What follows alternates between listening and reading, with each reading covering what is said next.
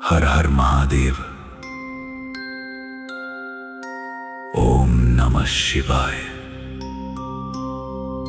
ये कथा है एक ऐसे भक्त की जिसकी आयु कम थी, लेकिन भक्ति इतनी सच्ची थी कि स्वयं भोलेनाथ उसके लिए प्रकट हो गए। बहुत समय पहले एक ऋषि और उनकी पत्नी रहते थे। वे दोनों भगवान शिव के बड़े भक्त थे। उनके घर में सब कुछ था, लेकिन संतान सुख नहीं था।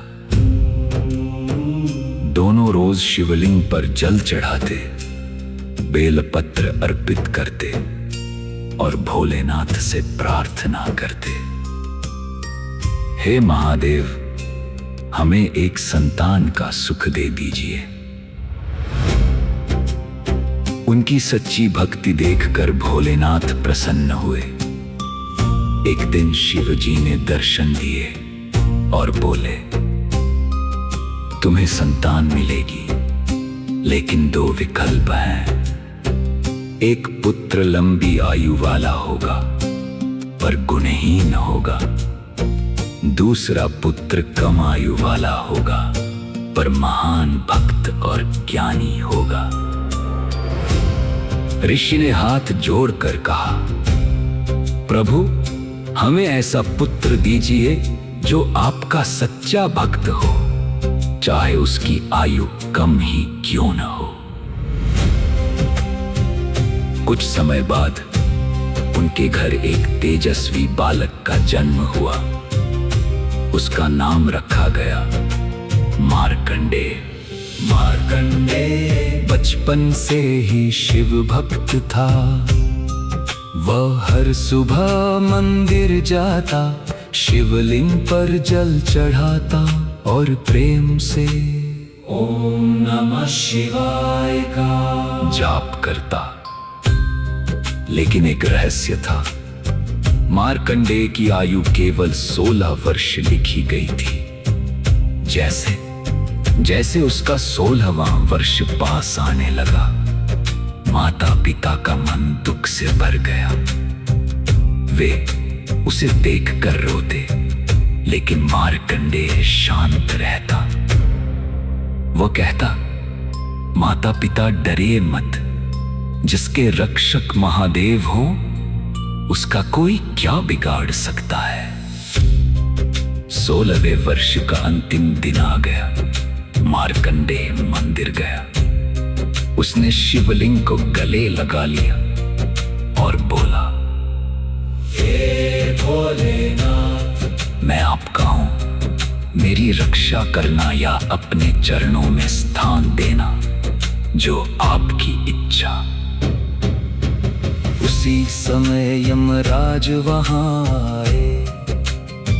उन्होंने मार्कंडेय से कहा, बालक, तुम्हारी आयु पूरी हो चुकी है। मार्कंडेय ने शिवलिंग को और कसकर पकड़ लिया। वो लगातार जप करने लगा, ओम नमः शिवाय, ओम नमः शिवाय, ओम नमः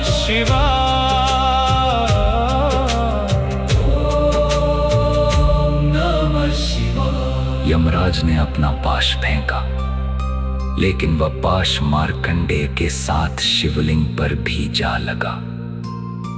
तभी धरती कांप उठी। मंदिर में दिव्य प्रकाश फैल गया। शिवलिंग से स्वयं महादेव प्रकट हुए।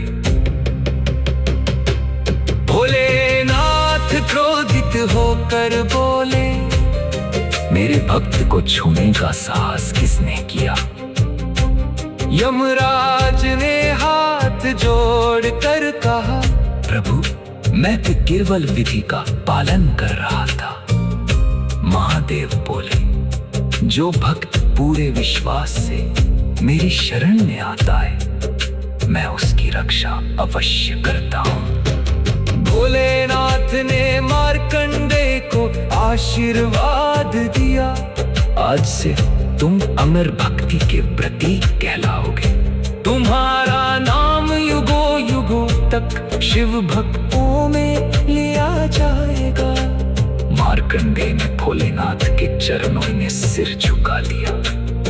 उसकी आंखों से प्रेम और भक्ति के आंसू बहने लगे।